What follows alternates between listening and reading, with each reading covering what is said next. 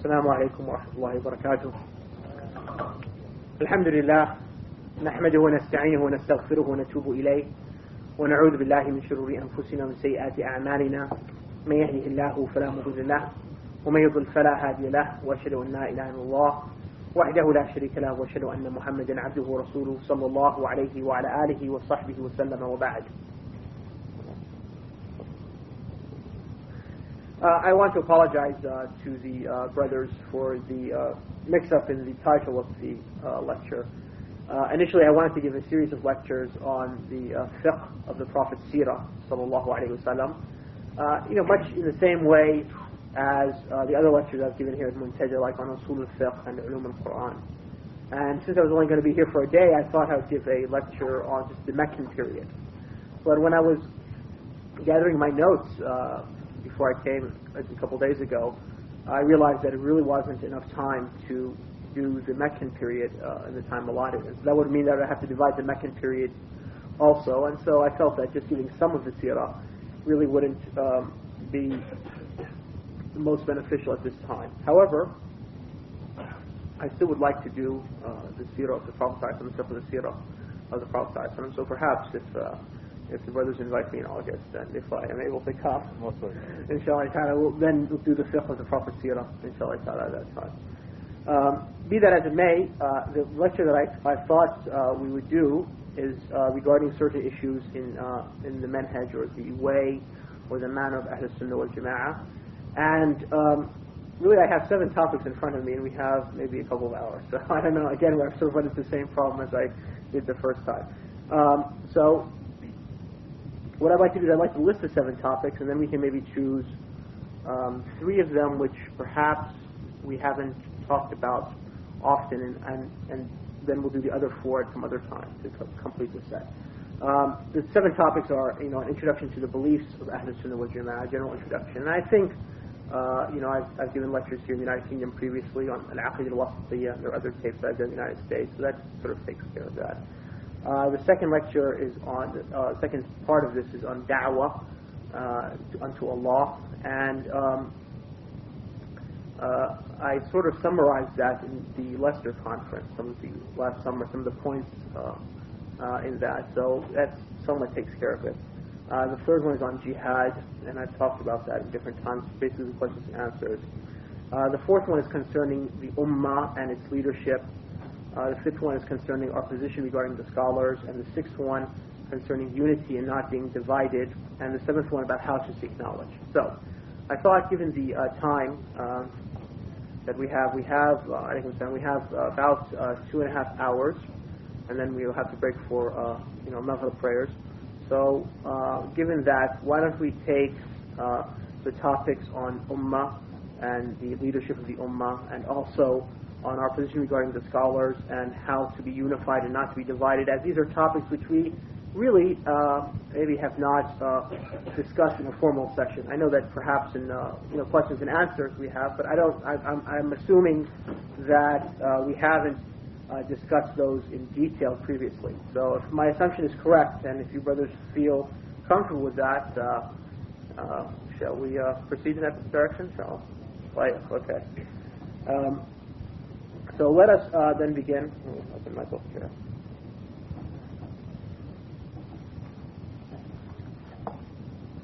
Regarding the first topic regarding ummah and the imamah. So this is lecture number 4. So I owe you 3 other lectures before this at some time. In future days we'll do lectures 1 through 3.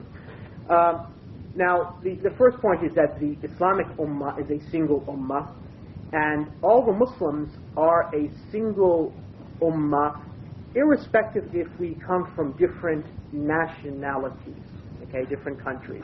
And even though we might come from distant reaches of the earth, we are still linked by a single creed, a single faith, a single aqidah, and we are therefore one single ummah. As the Prophet ﷺ said in a hadith reported by Al-Bukhari and Muslim, Al-Muslimu akhul Muslim, that the Muslim is a brother of his fellow Muslim. And likewise, this brotherhood is a brotherhood, not a physical relationship, right? Because obviously we're not all from the same parent, but it's a brotherhood in faith and iman. as Allah subhanahu wa ta'ala has said, إِنَّمَا الْمُؤْمِنُونَ إِخْوَةً, that the believers, the people who have iman, are ikhwa, are brethren. And so for this reason, our rights, mutual rights that we share, are equivalent. There's not a Muslim who has more rights upon us, who deserves more rights than another Muslim, but rather the Muslims, they share in their rights, as the Prophet ﷺ said in a hadith reported by Abu Dawud and Ibn Majah, that the Muslims are equivalent in their blood. In other words, the diya, right, the blood width of a Muslim, is the same irrespective of who's killed. Okay, so let's say you are the ruler of a country, or you're a scholar, or you're from some noble family, or you're the sheikh of a tribe, and you're a common Muslim, just an average Muslim, right? The blood width, the diya, if somebody was to murder you, is the same. It's not like in the West, right? Depending upon what type of job you have, your insurance policy is different. I mean, I don't know how it is here in England, but I know in the United States, for instance, we're required by law to have life insurance by all the companies. So depending upon really your rank, in the company, how much you earn, the insurance policy which is put for your life is greater.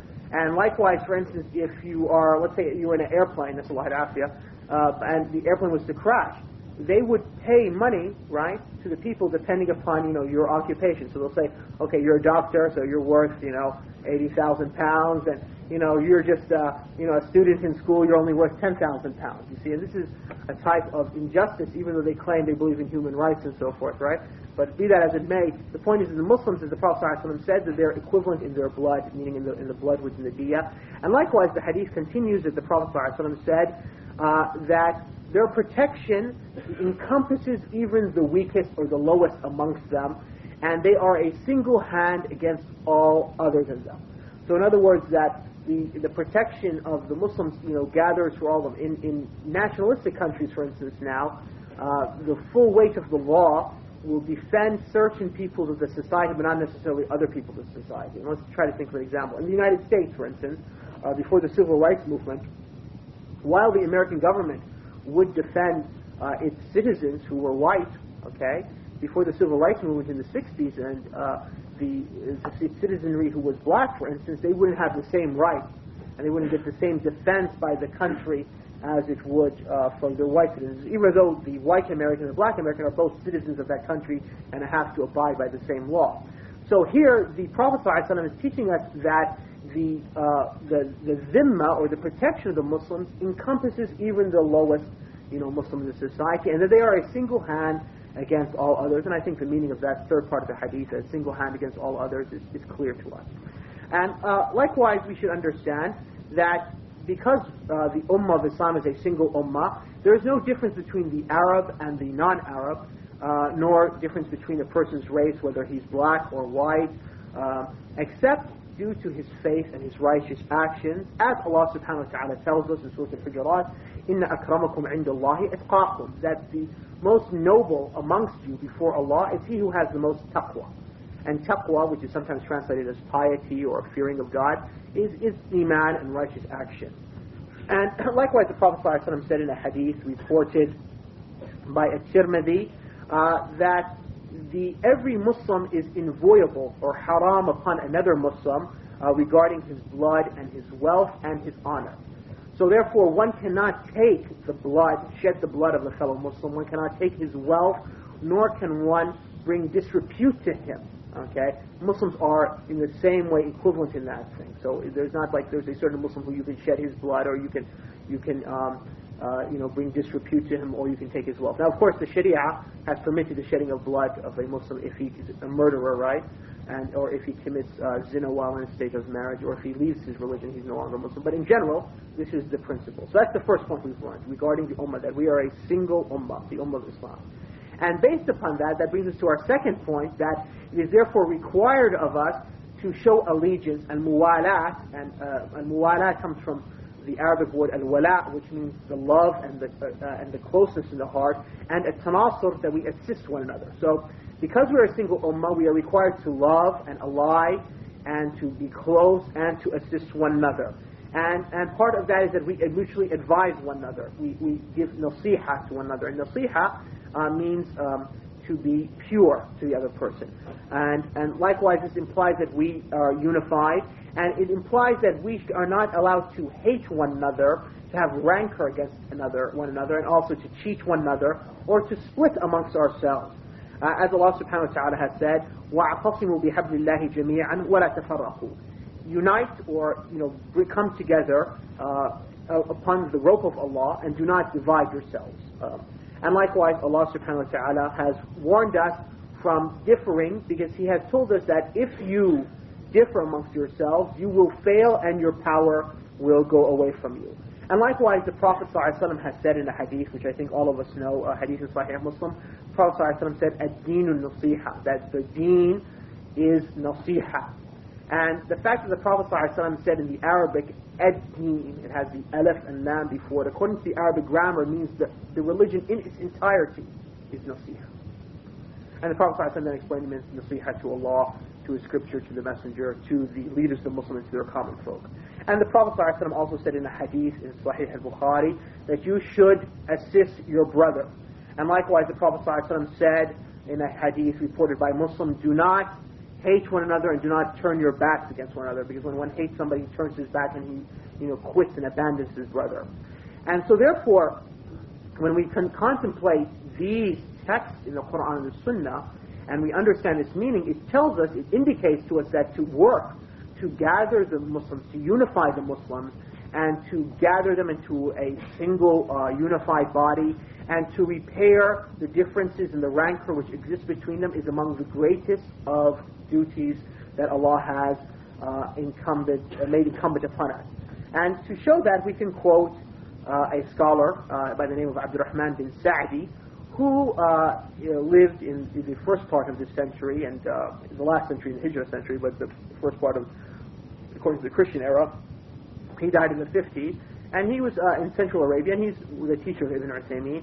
In one of his books, he says that to strive and to call, to gather the Muslims, to fix any problems that they might have between themselves is among the best of deeds, or is the best of deeds, he says. And it is better than to spend one's time completely just in spending one's time in fasting and in prayer.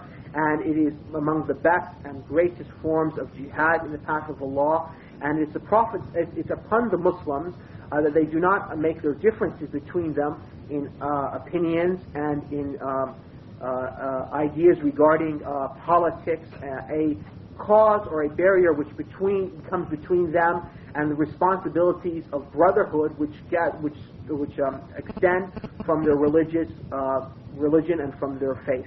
Rather, all these differences that they might have of opinions, they should make subsequent to this great principle. And so therefore, if Muslims have different opinions regarding something, and it's not a matter of religion, but it's a matter of ijtihad, we should not make these differences of opinion a cause of dividing amongst ourselves.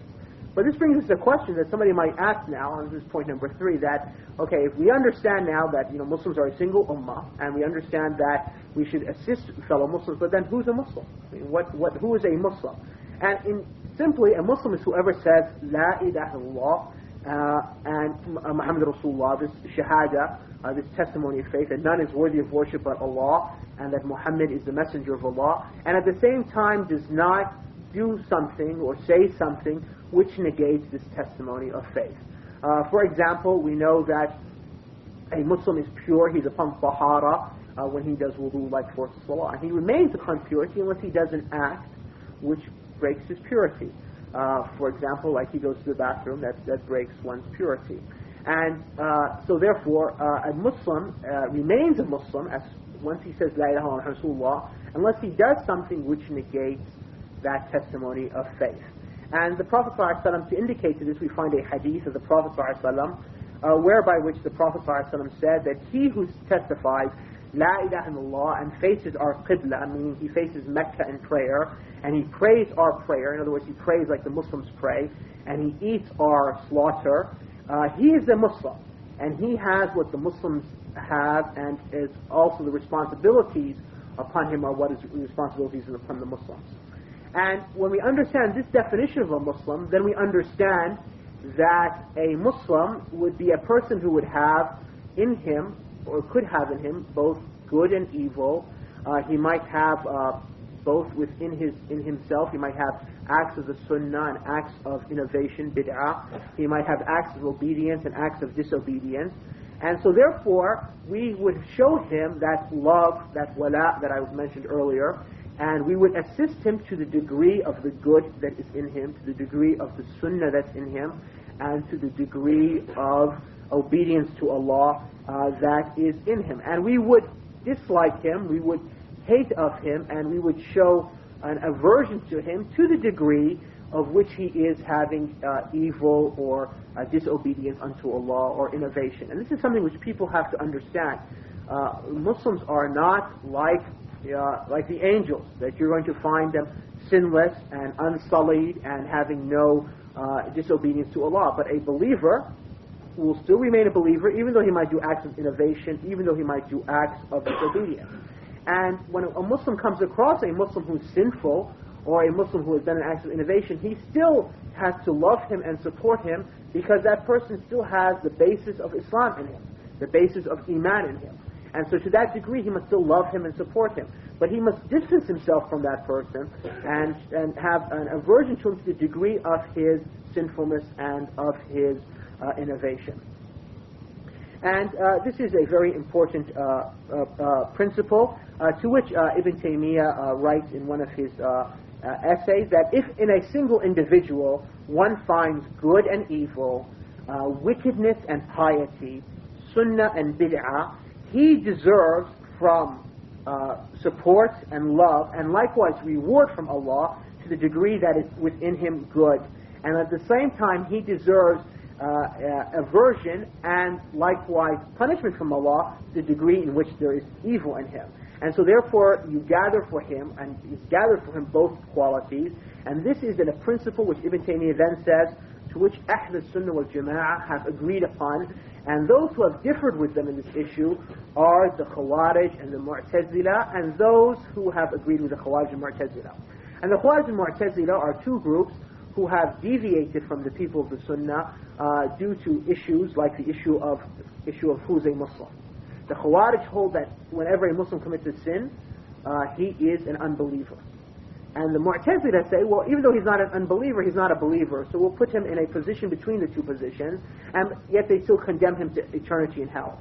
And so Ahl Sunnah wal Jama'ah are different than that, but rather they recognize that an individual has in him both good and evil, has in him both sunnah and bid'ah, has in an individual might have piety and obedience to Allah and wickedness and disobedience to Allah, so they love him and they support him to the degree that's good in him, and yet at the same time they dislike him, they have aversion to him to the degree that's evil in him. Now, if we understand that, let us now, since we talked about who the Muslim is, let's now take to a little broader aspect, a wider circle, and that is regarding the different sects which have attributed themselves to Islam, but they're not from the sects of they're outside of the Sunnah. Because I think all of us, alhamdulillah, in this gathering, I would assume, and I'm certain I'm correct, that all of us, alhamdulillah, we all adhere, or we all attribute ourselves to Ahl Sunnah wal Jama'ah. But we know there are different groups that do not attribute themselves to the people of Sunnah.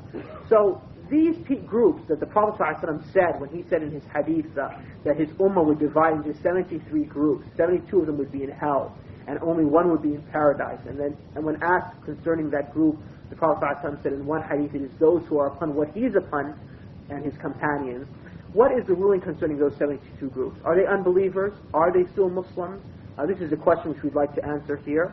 And again, quoting Ibn Taymiyyah, Ibn Taymiyyah says that there is not a single sect among these 72 sects which the Prophet ﷺ has forewarned or has informed that they are under the threat of punishment in hell, except there are many numbers of people in them which are not kuffar, not unbelievers, but rather they are believers. However, they have in them qualities of being astray and qualities of sinfulness.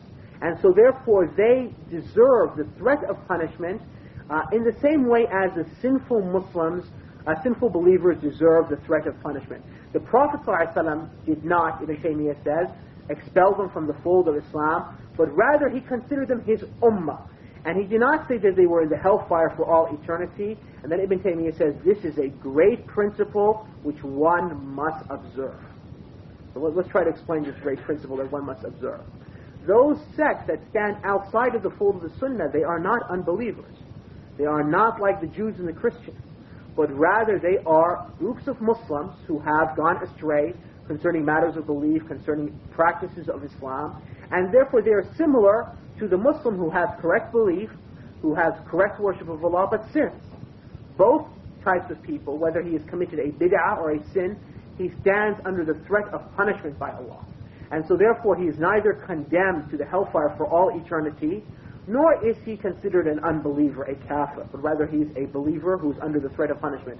And as Allah subhanahu wa ta'ala has told us in the Qur'an, in Surah An-Nisa, that concerning these people, they're under the threat of punishment. So, and Allah subhanahu wa ta'ala says that he does not forgive the sin of shirk. Shirk is kufr, but he forgives any other sin less than that to whomever he wills. So some of them will even be forgiven and entered into paradise, either because they did great deeds for Islam, or because they suffered in this world, or because they will win the intercession of the Prophet Muhammad ﷺ, or because perhaps Allah subhanahu wa ta'ala will just forgive them out of his mercy.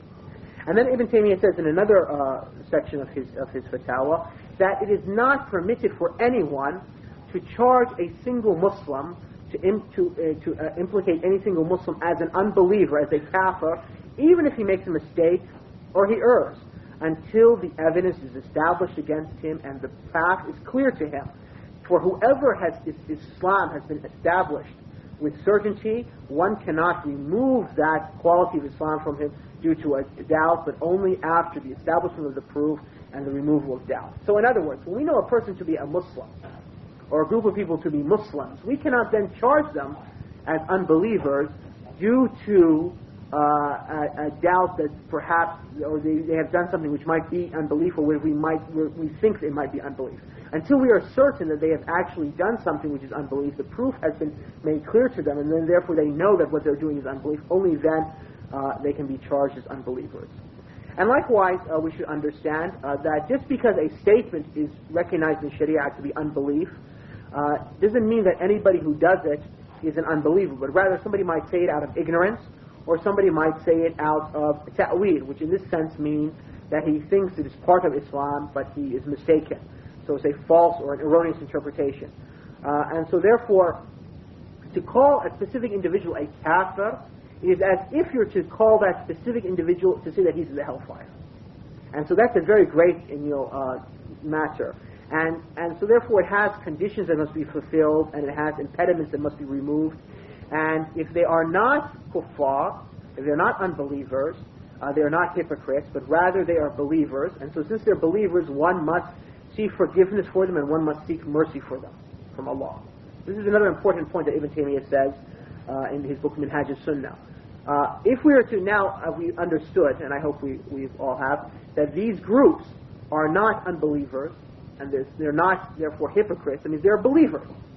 And if they're believers, then therefore we have to make dua to Allah, to ask Allah to forgive them, and for Allah to be merciful with them. And, compare that with how the brothers are, or many brothers are, unfortunately, regarding Muslims who they disagree with. Do they ask Allah subhanahu wa ta'ala to forgive their brothers? Do they ask Allah subhanahu wa ta'ala to show mercy to their brothers, to guide their brothers? I mean, if we were to assume that they were upon the right, and sometimes, usually, neither party which differs is upon the right, but the truth is somewhere in between. So that's some basic principles regarding that. Now, we said this lecture was concerning the Ummah and its leadership. So now let us talk about the leadership of the Ummah. It is required in the Sharia, it is a point of the law which Allah subhanahu wa ta'ala sent upon the Prophet Muhammad sallallahu alayhi wa sallam, that the people of responsibility have to choose an imam of the Muslims, and they have to give him a bay'ah, a covenant, okay, which they do on behalf of the Muslims. And the purpose of the imam is to lead the Muslims in their worldly affairs and to protect the religion, as Ibn Jama'ah said in one of his books. And so therefore he is the representative of the Ummah after bay'ah. And therefore it is not permitted for the Ummah to usurp the rights of the imam However, though, if somebody does take leadership by force, by power, and he imposes himself as an imam, the scholars of the Sunnah have said that he is an imam and he should be obeyed so long as he establishes amongst the believers the rule of the book and the Sunnah, and he is just between them in judgment,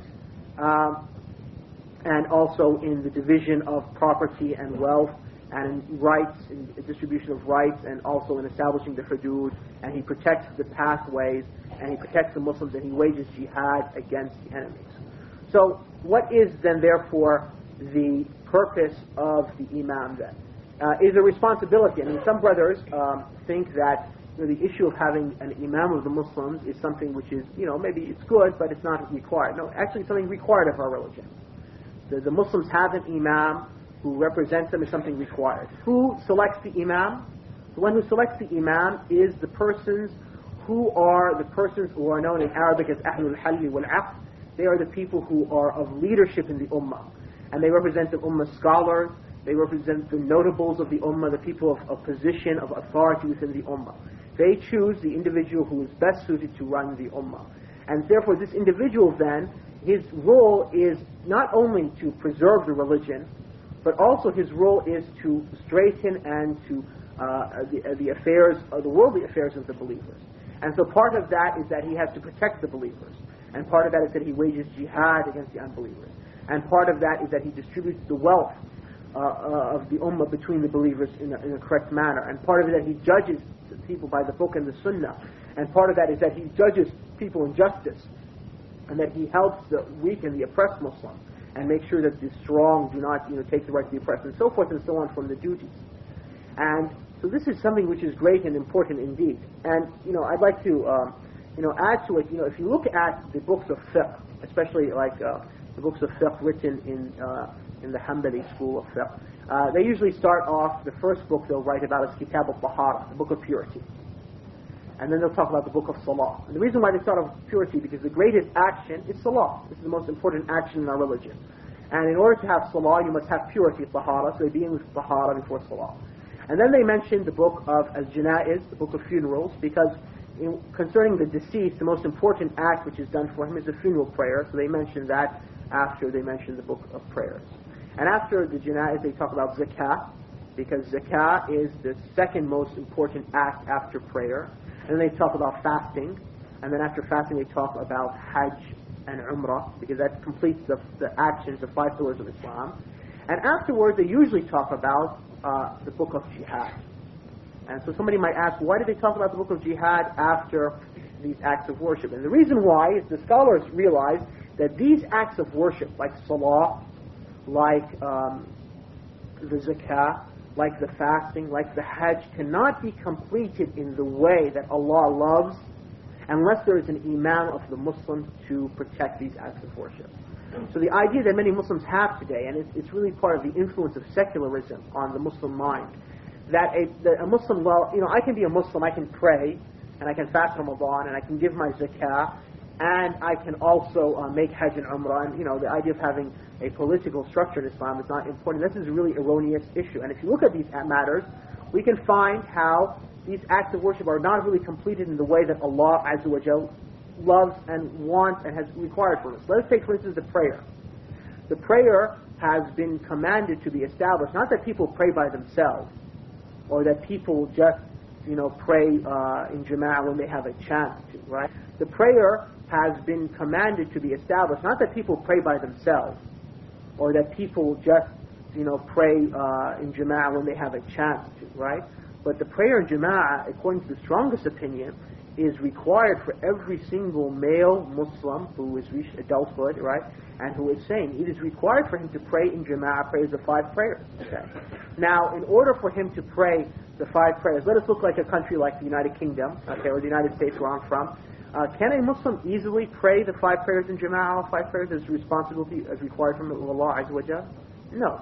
The reason why is because since the system of the country is not based upon Allah's law, the time is not permitted for a person to pray the 5 prayers. When you go to certain Muslim countries, right, in the Middle East, you find them, because the system there is close to Sharia, they allow, and everything stops. Like in Saudi Arabia, if anybody ever made Umrah or Hajj, and you'll notice that when it comes time for Dhuhr, everything stops and people can make their prayer. So here it shows that without the position of an imam, the prayers cannot be completed as Allah loves. Likewise, the Eid prayer.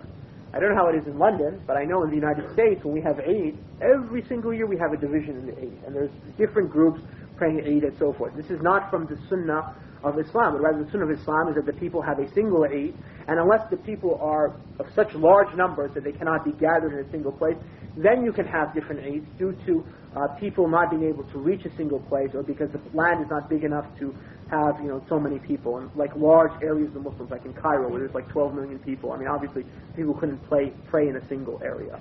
So here, again, not having an imam causes this type of confusion. Okay, and also we can let's take zakat. Well, zakat is a requirement which is due to Allah, and a Muslim might from himself take out his zakat. But what about those Muslims who don't pay zakat? Who is going to make sure that they pay their zakat? This is the role of an imam, that he sends out people. And likewise, the distribution of zakat. How can we distribute zakat as it's supposed to be without having an imam and a state to allow for distribution of zakat as it's supposed to be? When you come to the fasting, determining when the month begins and when the month ends. Every year in the United States we have a controversy and people start Ramadan at different times. But when there's an imam, right, it tells that, we start the month now and we end the month now, like in Muslim countries, and so there's not that type of differences as we have in non-Muslim countries. And likewise in Hajj, also, for many Muslims, if there's not an imam of the Muslims to protect the Muslims, right, and to allow them for them to travel to Mecca in an easy means without being stopped, then therefore many Muslims cannot, perform Hajj. And this is like the case of Muslims who live under certain non-Muslim countries, like in China, for instance. There are almost 100 million Muslims. They can't make Hajj because the Chinese government doesn't permit them to make Hajj and so forth. So you can see that even the acts of worship cannot be performed as Allah loves, Azza wa Jal, without having an imam. Okay, so now that we've shown that having an imam is something which is required, what is the duties of the ummah toward the imam? If the imam completes his duties and fulfills his duties, then it is upon the ummah of Islam that they give him two rights, and that is obedience and assistance. And so therefore they are forbidden to revolt against the just imam, and even the unjust imam, according to the strongest opinion, they are forbidden to revolt against him. And in the hadith, the Prophet ﷺ has said that there is no obedience to a creature, to a human being, in that which entails disobedience to the Creator. And this is reported by Ahmed and Al-Hakim. And likewise, the Prophet ﷺ said in another hadith that obedience is in that which is correct, in ma'ruf, meaning that which is in the Qur'an and the hadith has been established by Islam. This is in Bukhari and Muslim. So if the imam is just, it's required to obey him in that which we know is not disobedience to Allah. And if he's unjust, it is therefore we're required to obey him in that which we know is obedience to Allah and the Messenger ﷺ, like jihad in the path of Allah and similar matters. So even if the imam is unjust, we still have to obey him in that which is part of the religion of Islam. However, though, if the imam is an unbeliever, if he becomes an apostate, it then becomes required to revolt against him if one has the ability to do so. And it's certain by doing so it will not result in a greater evil. Ibn Hajar al-Asqalani, the great scholar, who in his commentary on on Sahih al-Bukhari, Fath al-Bari, he said that when the imam becomes a disbeliever, or he falls into disbelief, he is to be removed by the ijma', the consensus of the ummah, and it is required upon every Muslim to stand up and do that if he has the ability, the strength to do that, and he will have the reward from Allah. And he who is, weak, or he who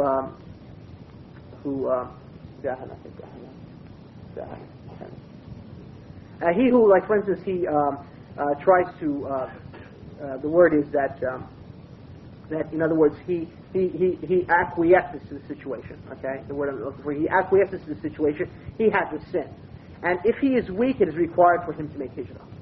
So here Ibn Hajar al-Asqalani says in Fath al-Bari 3 points, that when the imam becomes an apostate, it's required upon those who have ability to remove him. and they will have the reward from Allah.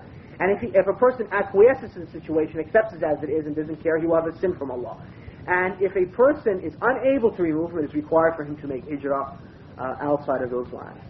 And their evidence is that Allah subhanahu wa ta'ala has said that we should obey ulil amri minkum, those who have the affair amongst you, meaning the Muslims. And so therefore, an unbeliever is not from the Muslims, and so one should not show him obedience. And the Prophet ﷺ has said that we cannot revolt against the rulers so long as they establish amongst us prayer, and until you see, in another hadith, until you see a clear unbelief. And it is a responsibility and obligation upon the Ummah that it has a single Imam. I mean, not now, like in the Muslim world, we have 52 rulers. I don't know what the current number is, but it's more than 50 at least. Ibn Taymiyyah says that if one is to imagine, suppose that some of the Ummah has left a single Imam, that is a sin from that part of the Ummah. And if the rest or others are not able to have a single Imam, then it is permissible for it to have many Imams, each Imam establishing the hudud and fulfilling the rights. So, in other words, Ibn Taymiyyah realized, especially in his day when the Muslims became weaker, that if there is a single Imam of the Muslims and some of those Muslims do not. In other words, Ibn Taymiyyah realized, especially in his day when the Muslims became weaker, that if there is a single Imam of the Muslims and some of those Muslims do not want to follow that single Imam, then those Muslims are sinful. And if the Muslims are in a situation where, because they are weak, they cannot have a single Imam, in other words, that each Imam wants to hold his own power, then in this case, this is a situation we have to accept it, but each Imam is still required then to apply the hudud and is required to judge by Allah's book between the believers. Now, if the Muslims have a single Imam, and the whole Ummah has gathered and rallied upon this Imam, then it's required upon every single Muslim to believe that he is a single Imam, he's the Imam of the Muslims and he's one to obey him. Imam Ahmed was once asked regarding the hadith that he who dies and does not have an Imam, he will die the death of Jahiliyyah. And the hadith means is that in the time of Jahiliyyah, the time before Islam, the Arabs, each tribe used to have its own leader. And people used to not follow their tribal sheikhs. Everybody wanted to do his way, his own way. So somebody asked Imam Ahmed concerning this hadith where the Prophet ﷺ said that he who dies and does not have an Imam, he dies like the people who died in the period of Jahiliyyah. Imam Ahmed said, do you know who the Imam is? The Imam is the one who the Muslims have all gathered upon him being the leader. This is the Imam, and this is the meaning. So therefore, this hadith is not applicable when the Muslims are divided and they have many leaders amongst themselves. But rather, when the Muslims have a single leader to which they've all agreed upon that this is their leader, everybody must then agree to him being an Imam, and everyone must at the same time show him obedience. And at the same time, if the situation is the opposite, where you have many leaders, then everyone should be obeyed in his principality or in his area. And this is the time of fitna and division, like the time which we are living in. Part of the regulations regarding the Imam is that we are required to show nasiha, which I explained before, to the Imam by every single Muslim.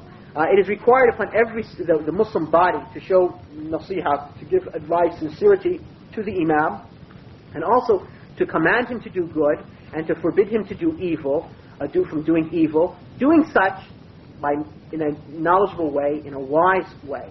And likewise, it is required to give him that advice in private, so long as he does not make any public sinfulness.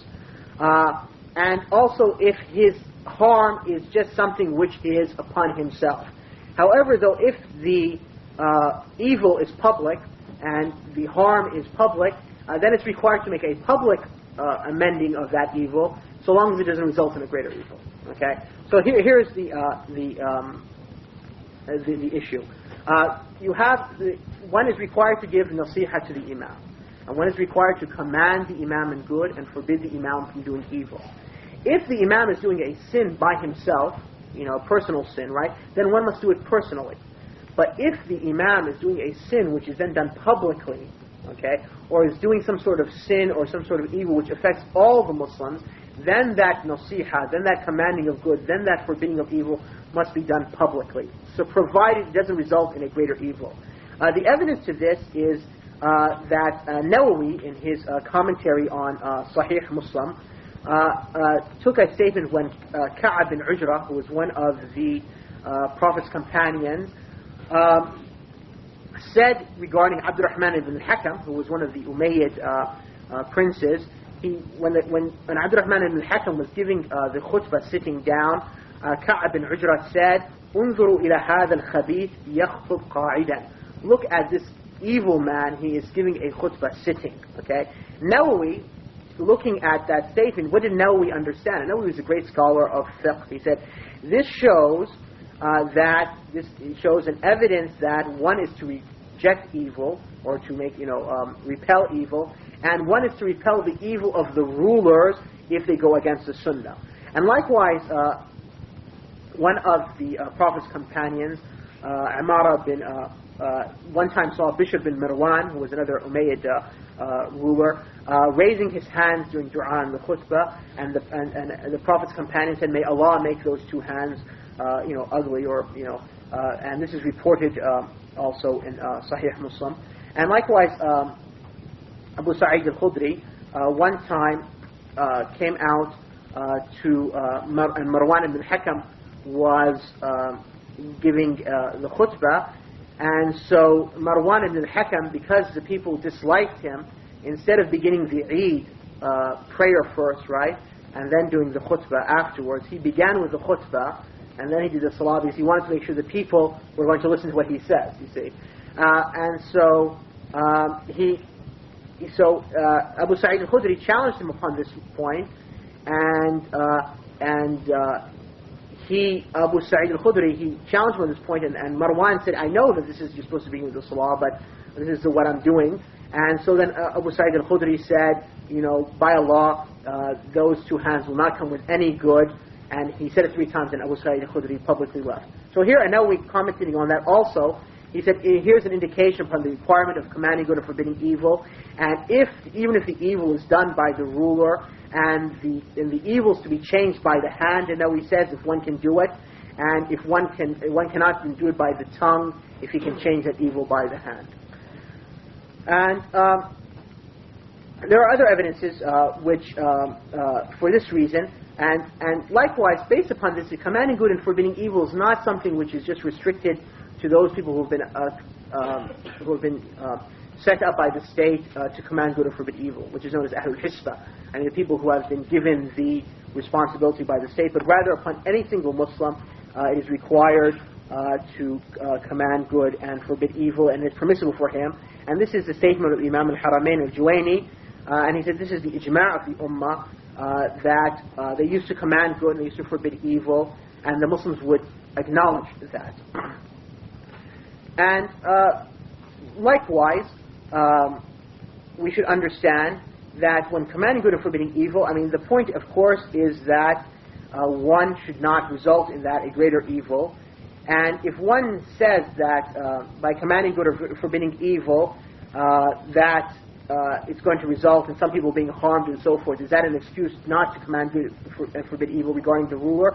Ibn Taymiyyah said this is not true, but rather that even if some of the righteous people are harmed, one is still required to command good and forbid evil in order to push back a greater evil. And there are other evidences regarding this matter. Finally, the final point to conclude with is that what happens if the imam does not fulfill all his responsibilities? Then who is responsible to fulfill those responsibilities? For instance, like now you might have a leader of the Muslim who doesn't do everything which he's supposed to do as leader of the Muslims, okay? So are the Muslims just supposed to let those matters just not be done? Or does somebody supposed to stand up and fulfill those duties? The truth is, the matter is that the Muslims must then fulfill those duties when the imam does not do it, as long as they have the ability to. And the evidence is that what was derived by a Tahawi regarding the incidents of the Battle of Mu'tah.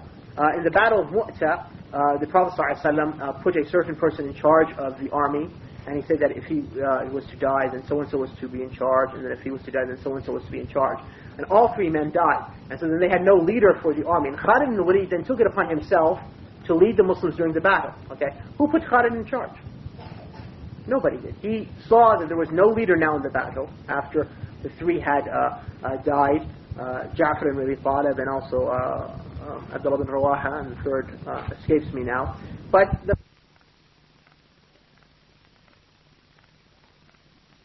who was surrounded by the people who then eventually murdered him. They had surrounded his household, and it was during the time of the Eid. It was during the time of Dhul Hijjah, like the days that we are on today. And so when it came time for Eid, Uthman couldn't leave his household because he was surrounded. But Ali ibn Abi Talib then led the Muslims in Salat al-Eid. Okay, how did Ali ibn Abi Talib? He wasn't given the authority to do that, but because the Eid prayer has to be led, and there are Muslims that needs to be led in prayer, he then took it upon himself. However, again, in this matter, one has to understand that one has to try to achieve the leadership which is being forsaken, as long as it doesn't result in a greater evil. And likewise, we also know from the history of our ulama, Ibn Taymiyyah, for instance, when the rulers of Damascus fled Damascus because they had heard the Mongolians were coming to take over Damascus, and the people then the evil people in the city started to do public sins. Ibn Taymiyyah with his companions went around applying the hudud, breaking the different wineries that people had, like caskets with wine in it and so forth, and making sure that public order was kept. Again, who put him in charge? He was neither the Qadi of the time, he was neither the Mufti of the time, he was just a teacher in a masjid. But because when there is nobody fulfilling that, it goes back to the Ummah, and again, it is regarding regarding that there's not a greater harm occurring from that matter. So to conclude that lecture in brief, regarding the Ummah and its leadership, we said the first point that the Ummah of Islam is a single Ummah, that we have to support every single believer. We define a believer whoever says the testimony of faith and has not done an act of apostasy. We've also said that the groups which are part of Islam, but however have fallen out of the Sunnah, are still Muslims, and we are to still ask Allah forgiveness for them. We're still to observe the rights they have as Muslims. We also have said that it's required to select an Imam, and we've mentioned some of the duties that the Ummah has towards the Imam and the duties the Imam has towards the Ummah. And we've also discussed the issue about commanding good and forbidding evil if the Imam makes that sin, and also what happens if the Imam does not fulfill the duties which he has been entrusted with. So perhaps we can take some questions before we go to the next part, or so just do there's a break. If someone wants to stand up, use the restroom also. You said there's no reference to electing an Imam. I was going to a hadith that says whenever two Muslims travel, they shouldn't elect an Imam, otherwise Shaitan will be their Imam. Would this be evidence further? I don't recollect the hadith that you're mentioning. However, though, there is a hadith where the Prophet ﷺ said that no three Muslims, when they're traveling, should travel unless they have, put somebody in charge of them. And Ibn Taymiyyah deduced from this in his book of Siyasa Shari'iyah, which is a book he wrote to the Muslim ruler of his time on how to rule according to Sharia. Ibn Taymiyyah deduced regarding this matter that if the Prophet ﷺ commanded that a group of Muslims would be for a short period of time having a leader upon themselves, and them being three, which is the minimum of a jama'ah of Muslims, then how much more required it is when Muslims are in large numbers are continually with each other. So that hadith is an evidence, and if this hadith also, if it has the same meaning, would be a supportive evidence.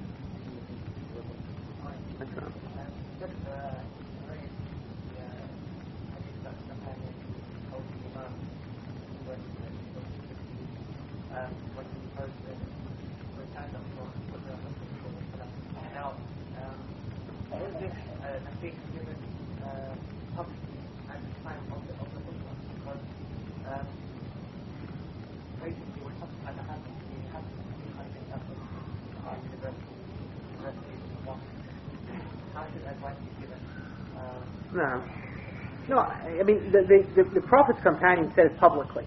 And that's why they know the incident. He didn't go to the imam after the salah. Yeah, then and there. And those days, the imam, you have to understand that what a difference is now. In those days, the political leader, right, would lead the salah also.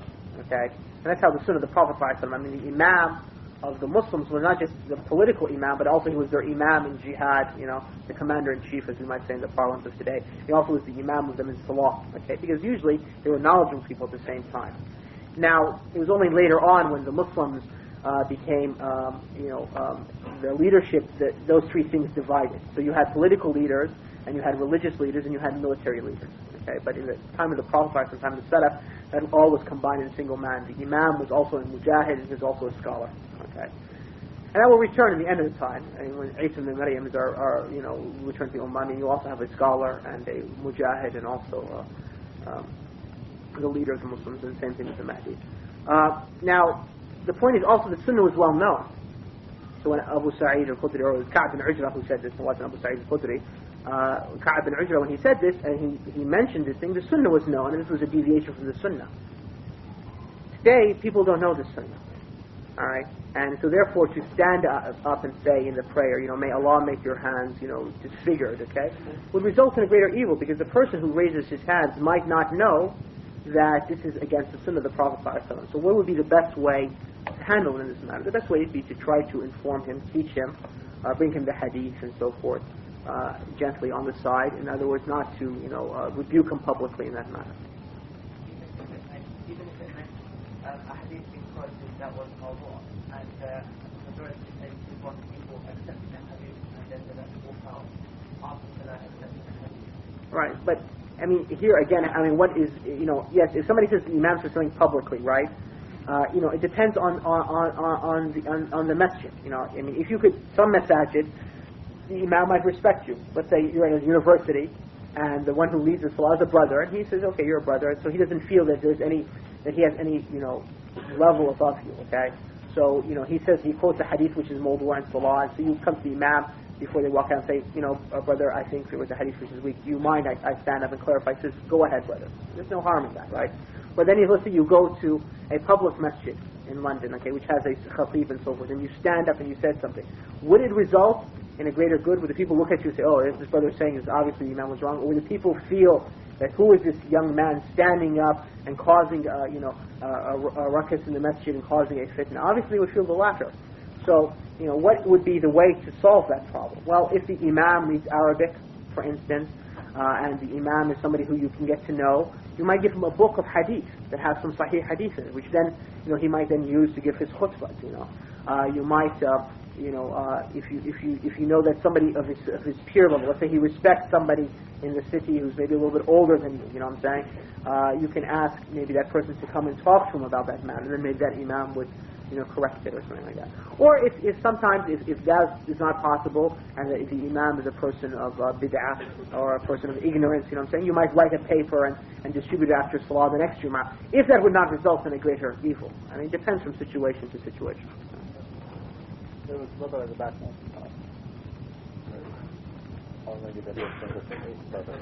Nice enough. In our community, there are a number of people who sell alcohol publicly. Yeah. And they've been given advice, and they argue that it is haram to sell alcohol to minors. No. What should be our feeling towards these people? You must hate them to the degree of their sinfulness. And if, for instance, let us imagine we have something similar like this in certain areas in the United States. Okay, you might find some brothers selling, out of a store where he sells alcohol or products from pork or pornographic materials and so forth. If the Muslims say, look, I'm not going to buy from you, and there are enough good Muslims in the neighborhood that are not going to buy from him, and he feels, that this is going to hurt him, and therefore he feels a little bit shy, and that might result from him to give up selling it, then that's good. However, though, if people, Muslims and non-Muslims, go and buy from him, they don't care, right? And by you not buying from him, right? You should not buy from him maybe so you don't give your money to something and buy from a pious Muslim, right? But at the same time, you should try to keep some relations with him in order to give him da'wah, And if you yourself can't, convince him, maybe somebody else can go and convince him, whatever it means to make his heart soften, Again, returning the salam is part of abandoning the sinful or the mubtada or the innovator. And here again, it's between the benefits and the harms. Okay, the Sahaba they used to not return the salam to those people who do public sins. Okay, so that's the principle. But if everybody's doing sins publicly, and you don't return those salams, then therefore you will not bring any occurrence in change. And let me recite a story which shows you how the Salaf used to act and how it would affect. There was a person by the name of Sabir bin Assal who lived in the time of Umar al-Khattab. And he used to ask questions regarding the Qur'an, not in seeking knowledge, but in order to try to, as Allah subhanahu wa ta'ala says, to seek the interpretation of what you cannot know and to seek fitna. Okay. So he asked Umar ibn al-Khattab regarding az-zariyat, what does these verses mean? So Umar al-Khattab, sensed from him that he was not seeking these, he wanted knowledge, but sensed from him that he was seeking fitna, and he was seeking to understand that which, the knowledge of which a person cannot know. So Umar al-Khattab beat him, okay? And after Umar al-Khattab, had beaten him, Umar al-Khattab then, and Umar was in Medina, Umar al-Khattab then gave a command, okay, that no Muslim should sit with this person. We then find this individual in Basra, which is in southern Iraq. I mean, between Medina and Basra, there's maybe 1,000 miles or so. Okay, and he comes to a gathering of Muslims sitting down. And he wants to sit down with them, and they stand up and they go away saying, "This is the command of the Emir of the Believers." Now, how does this person would feel? I mean, even if he went to another country, the Muslims didn't want to deal with him. So then he goes back to Umar, and he said, everything which was in my head is now gone. Okay? So, but that shows that when you abandon somebody in that sense, okay, it causes a change. And it's the same thing like a father would do in his household with a disobedient child. Right? You might have experienced in your life growing up, or if you're a parent, you might have, practiced this, or you might have seen others practice this, that if a person has a number of kids, okay, and one kid is acting up, the parents will say, look, no one is to play with, Ahmed, for instance, and, Ahmed is supposed to go to his room and stay there until he apologizes for what he does, or until he stops acting that way. The whole household, right, leaves him alone, and then the child, right, or the girl or the boy, right, feels himself or herself that, really he has to amend his behavior, so he comes back. You preserve the others from doing that way again, because the other kids now know that if they were to do that type of goofing off in the house, they're going to get the same type of punishment, and that one also is amended. This is the aim of of abandoning a Muslim. This is the aim of not returning the salam to a Muslim. But as what occurs now, that people they find a deviant Muslim who might be deviant or a sinful Muslim, and then you abandon him. Well, all you've done is you've left him for Satan, because by you abandoning him, you haven't harmed. He hasn't felt anything, specifically, unless you have a certain relationship with him, like he's your brother or he's your son or your daughter or something like that. But otherwise, he would feel nothing, specifically regarding that. And more sad, besides the point, is that people abandon themselves to things sometimes which are not necessary to have, abandonment upon. Is that the same with the three men that didn't go off to war? That's even a better story. Allah reward you. Right, the story of the three, Sahaba who did not have an excuse. They didn't go out of the battle of Tabuk. Allah revealed certain verses in Surah Tawbah regarding their repentance, and also reading Sahih al-Bukhari, that they felt that as one says, he felt as the earth, there was no place for him on the earth, and so that's the same.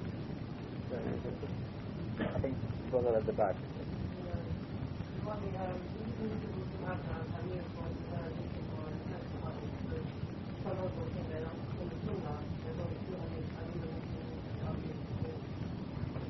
No, it is allowable. Indeed, it is required to have an emir for society. So whenever the Muslims gather upon something, they are to have some sort of imara between them. But the right of that emir is not like the right of the emir of the Muslims.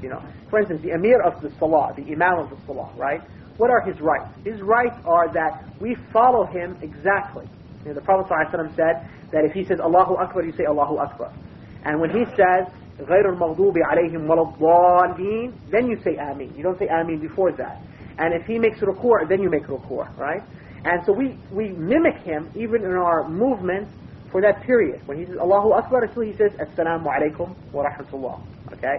Now the Emir of journey, do we mimic him in his on the trip? I mean, for instance, if he scratches his head in the car, do we scratch our heads also and so forth? No, because his rights are different here, right? So if there is some difference, do we take this road or should we take this road? And we kind of agree, it goes back to him, for instance. He makes sure that we, stop to make prayer. He makes sure that, makes the final, we should stop the journey at this point and continue and so forth. So he has a certain type of leadership. And likewise, the Muslims, when they gather upon a matter, okay, they establish amongst themselves an emir, sometimes even without announcing that he's the emir. Like the brother, right, has become the emir of this gathering, even though we didn't, give him a bay'ah or something like that and select him emir. In what sense that this gathering needs some sort of organization, okay? It needs some sort of order. And so therefore we know this now, we understand, right, nobody had any problems that when somebody raises his hand, he decides, does this brother first and that brother second, and this brother's question goes and so forth. He's started the lecture, he'll say to end the lecture and so forth. So this is some sort of leadership in Imara. So every, Imara has its own thing, and if you have any doubts about the matters, ask Ibn at-Tamimi, and I'm sure he'll, give you a fatwa regarding that. I don't know. We'll see the brother, yes. No. Can I just ask a question about the priority of having Imam? So I've got two things. One thing saying that it's a approximate price and Imam to Allah. The other thing saying no, it doesn't say Imam to Allah because we're living in a situation where the Prophet of Muslims either is basically perceiving it's the punishment from Allah that he removed the Imam and the Imara from the No. Therefore, you expect the Muslims to and make them good-type Muslims, and eventually Allah will grant leadership. No, that's not true. I mean, both statements are extreme, and the truth is always between the extremes in every matter. Okay, to say that al-imara is the most important religious obligation is not true. I mean, if we look at the text, just look at the number of hadith of the Prophet ﷺ concerning salah, and look at the number of hadith of the Prophet ﷺ concerning imara. Okay, what do you find more of? Look at the ayat in the Qur'an concerning tawheed. Look at the ayat in the Qur'an concerning imara. What do you find more of? So this is an indication that that which is most important, right, the explanation is going to be greater upon. The elucidation, and what is known as the usul fiqh al-bayan is going to be stronger. And so therefore the elucidation which Allah has given in the Qur'an to things like prayer, to things like the matters of belief, to things like the akhlaq are greater than He has given to the rulings, the regulations concerning al-imara. I mean, imara in the Qur'an might be found in just 2 or 3 verses, in the whole thing. And the hadith of the Prophet ﷺ, if you look at any book of hadith, like take Sahih Bukhari, Kitab al-Ahkam, which is the 9th volume in the English translation, or Kitab al-Imara, which I think is like the 3rd or 4th volume in the English translation, you find the hadith there compared to other subjects are less. The most of the hadith of the Prophet ﷺ regard prayer and jihad in general. So the point is that that's an extreme to say it is the most important matter. Okay. The other extreme to say that we don't need, an imam is also, or that we need to correct the aqidah also is a fallacy, because you really cannot correct aqidah, or you cannot, correct the believer's deviations unless there is an imam to enforce that correcting. You see what I'm saying? I mean, you can only go so far by just word of mouth and preaching. Okay, but then comes the sword of the Sharia. Okay, to establish the proof against those who don't want to accept it. And let's take an example in this matter. I guess many of you, if not all of you, probably have heard of Musaylimah al-Kazzab. Okay, who was Musaylimah? Okay. Huh? False prophet. Okay, he was a false prophet who announced prophethood during the time of the Prophet ﷺ. Okay, and he lived in the first times of Abu Bakr. What happened to Musaylimah's da'wah to false prophethood? I mean, whole sections of Arabia followed him. Bani Hanifa in Central Arabia followed him. Okay, also sections of Bani Tamim followed him when Sajjah, who was a false prophetess, then married him and so forth. What happened to that da'wah of false prophethood? It was put to an end in a relatively short period of time, in a matter of months. Okay, why? Because there was an Imam of the Muslim, Abu Bakr, who sent an army, and after them insisting upon that type of apostasy, put them back into the fold of Islam by it. Now, look at the example of somebody like Ghulam Ahmed of Qadian, that false prophet, what we call the Qadianis. How long has his da'wah lasted now? Since the end of the 1800s. and it spread, and they have centers and active du'at around the world. Why? Because there was no imam to wage jihad and to correct this false belief. Okay? Also, look at the reformers in Islamic history. Okay? If you look at the reform done, there were many other reformers throughout Islamic history who called to tawheed and to leave shirk, right? But many of them, their da'wah didn't spread far. You know, they were able just to write books and so forth. But Muhammad ibn Abdul Wahhab, because he found an emir who agreed to that da'wah and who supported them, right, was able to implement that and to end the worship of graves and so forth in Central Arabia, you know, what we now call Saudi Arabia. So, you know, as I mentioned with the example before with the prayer and the fasting and the zakah and the hajj, okay, you really cannot complete these acts of worship unless there is jihad. And there cannot be jihad unless there is an imam. Okay? And the same thing with correcting deviation belief. Correcting deviation belief cannot come to the matter that Allah Azza wa Jalla wants, okay, unless there is an imara, okay? And look at the Prophet ﷺ seerah, right? When did the most people come into Islam? During Mecca or during Medina? In Medina, when the Prophet ﷺ had a state and had jihad and was able to, you know, check the unbelievers, then the people were able to come to Islam. So, I mean, that's also a misunderstanding of how Allah's sunnah is on the earth. Yeah? That's the whole thing.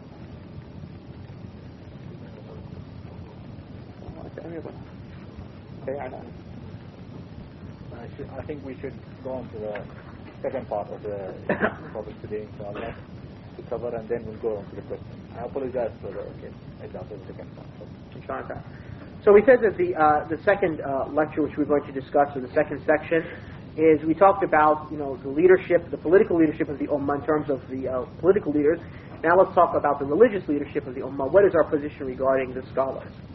And the scholars, who are the ulama? Okay, the ulama, the scholars are, we mean by scholars not like, for instance, physicists and doctors and biologists and computer scientists. I mean, they're scholars in their field, but specifically here we mean those who know Allah's sharia, those who have fiqh in Allah's religion and act upon their knowledge, act upon that guidance that they have learned. And Allah subhanahu wa ta'ala has praised knowledge in the Qur'an, and Allah subhanahu wa ta'ala has spoken highly of the knowledgeable in His book. For example, Allah subhanahu wa ta'ala says, قُلْ هَلْ يَسْتَوِي الَّذِينَ يَعْلَمُونَ وَالَّذِينَ لَا يَعْلَمُونَ? Are they equal, equivalent, those who know and those who do not know? And likewise, Allah subhanahu wa ta'ala has testified that only He is to be worshipped. Allah says, شَهِدَ اللَّهُ أَنَّهُ لَا إِلَهَ إِلَّا هُوَ. Allah testifies that there is none worthy of worship but Him, وَالْمَلَائِكَةُ, and the angels, وَأُولُو الْعِلْمِ, and also the people of knowledge. They also testify to that. So here Allah subhanahu wa ta'ala has linked His testimony that only He deserves to be worshipped with the angel's testimony that He is only to be worshipped, with the statement of the testimony of the scholars that only He is to be worshipped. And that shows how great they must be for Allah to link them first with the angels, and more importantly then to link them, the angels and the scholars, with Him Azza wa Jal. And so therefore the ulama are of this rank, and likewise the ulama are the most best of the creatures of Allah's creation. And the proof is that because they are the ones who have the most fear of Allah. Allah subhanahu wa ta'ala has said, إِنَّمَا يَخْشَى اللَّهَ مِنْ عِبَادِهِ الْعُلَمَاءِ, that those who fear Allah among His servants are the scholars. And Allah subhanahu wa ta'ala has said regarding those who fear Him, right? He has said in Surah Al-Bayyinah, أُولَٰئِكَ هُمْ خَيْرُ الْبَرِيَّةِ, that they are the best of the creatures. So it shows that the ulama therefore are the best of the creatures. And so therefore, since they are the best of the creatures, and since they have such a high rank before Allah Azza wa Jal, we are required to obey them by the command of the Qur'an.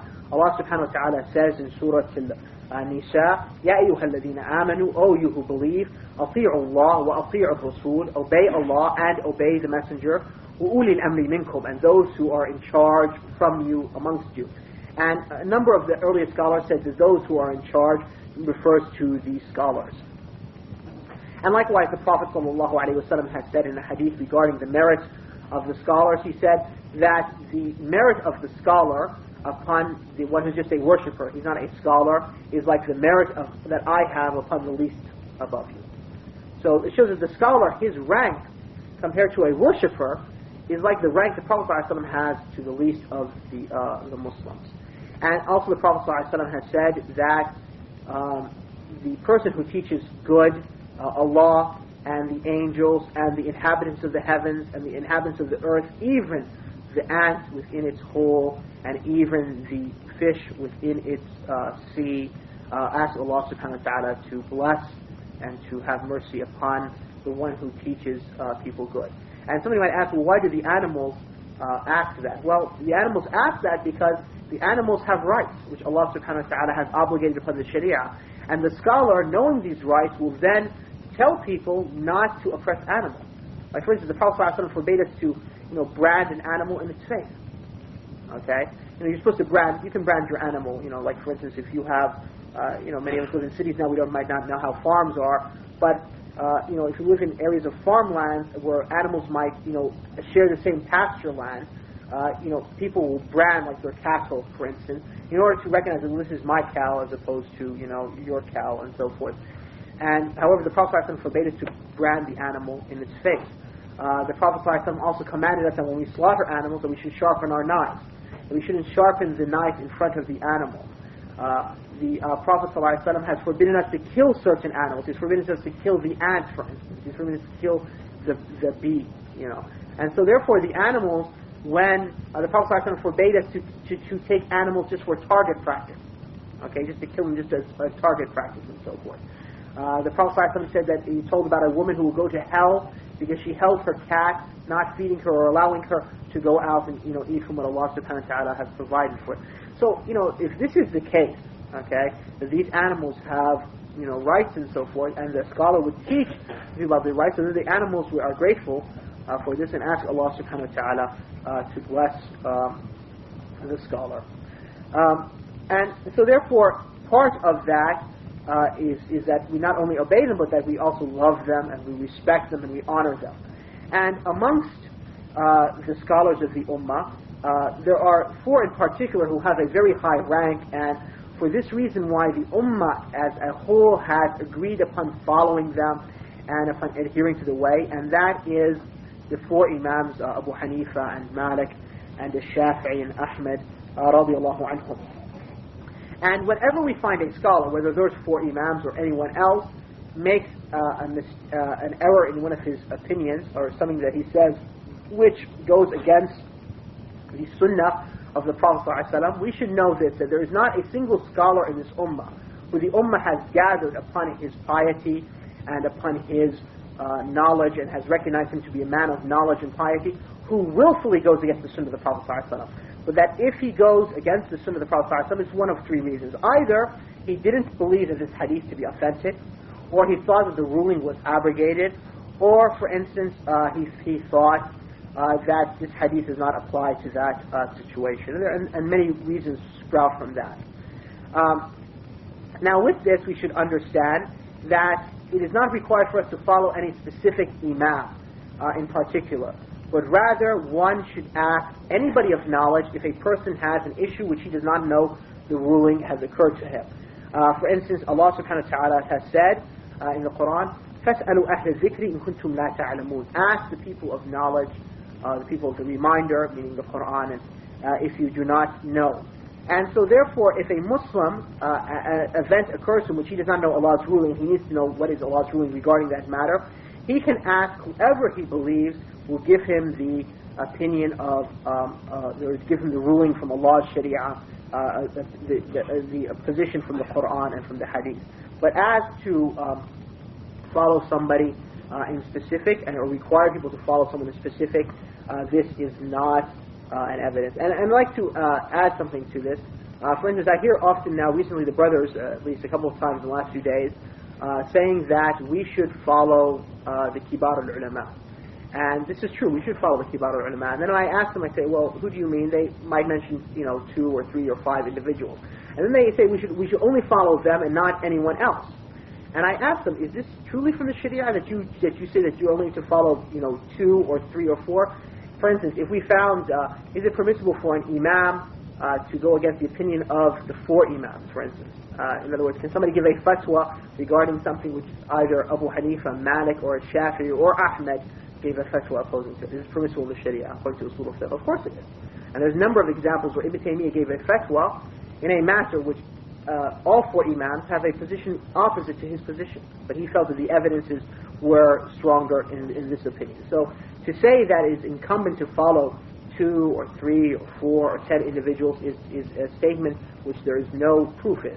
However, though, what is incumbent is that if a Muslim has knowledge, he should seek the evidence. If he does not have knowledge, he should ask any person who he believes will give him a fatwa according to the Qur'an and the Sunnah. And if he has the ability to make ijtihad, he should make ijtihad himself.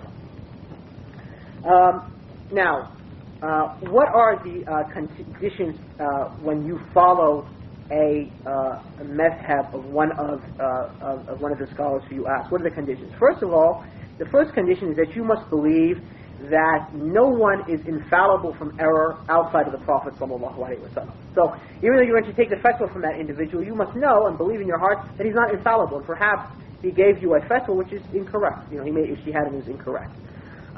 Likewise, the second condition is that if the truth becomes apparent to you that it went against what you were told, then you must follow the truth in that matter, irrespective of who said that.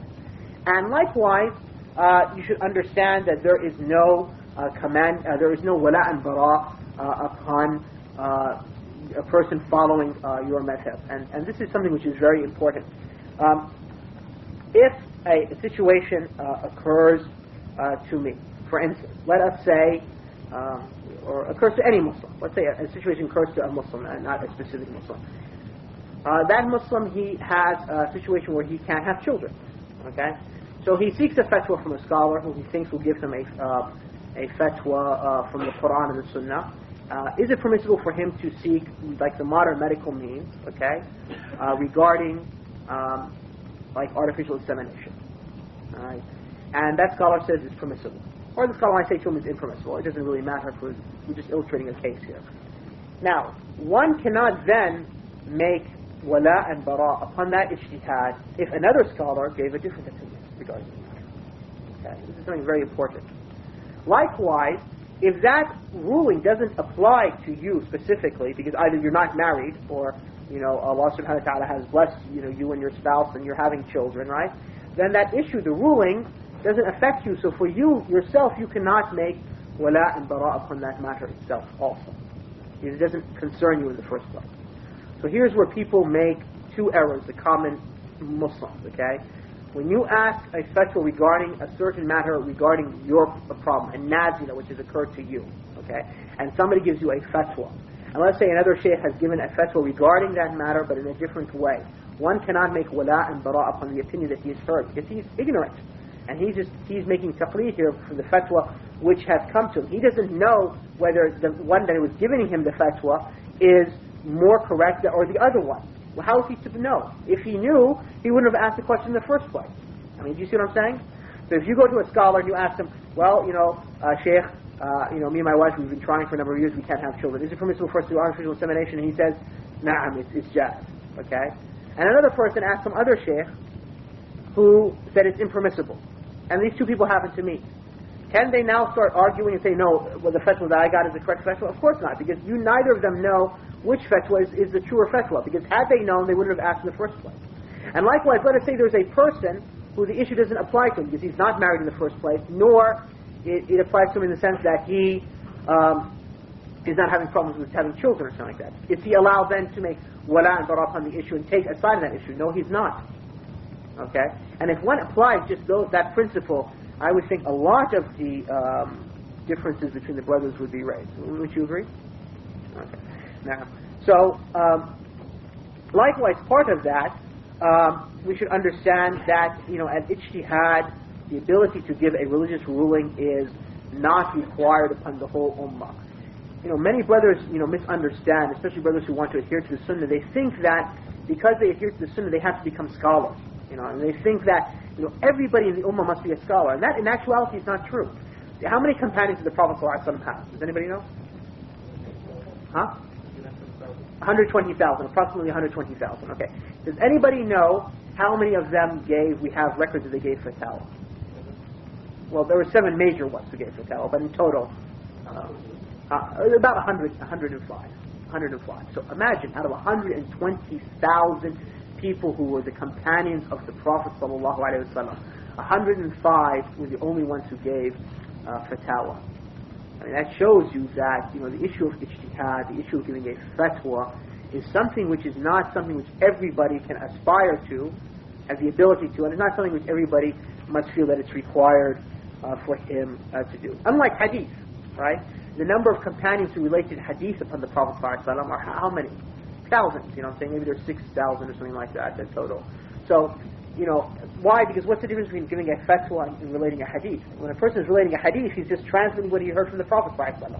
He's just conveying. But when a person is giving a fatwa, right, he's now deducing a ruling based upon that hadith, and not everybody has that ability.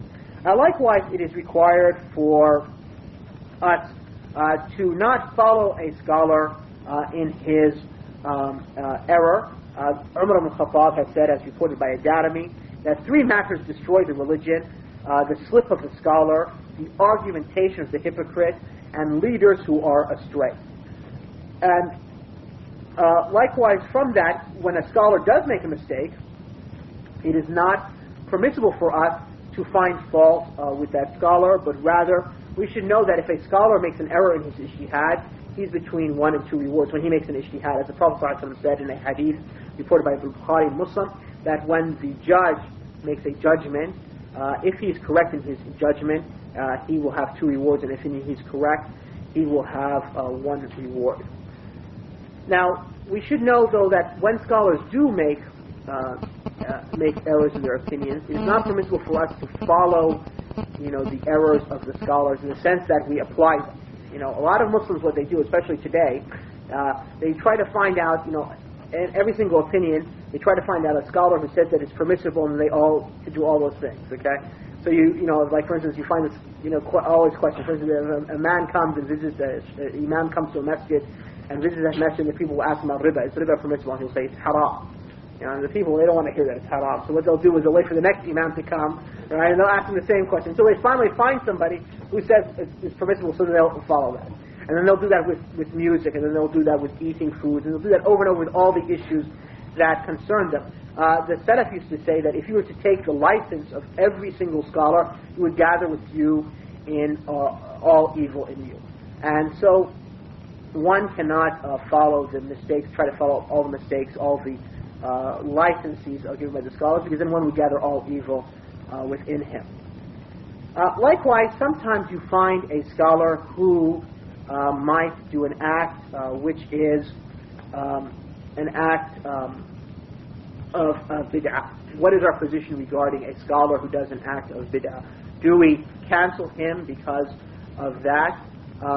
Of course not, we do not, but rather we still recognize his knowledge, his jihad, his effort for Islam, and we do not cancel his good deeds, but rather we have justice and we have moderation towards him. As Allah subhanahu wa ta'ala has said, O you who believe, Ya ayyuha alladhina amanu kunu qawwamina lillah, be forthright with Allah, shuhada bil qist, bear witness justly. And likewise we find the scholars of Islam, like Imam al-Zahabi said, and one of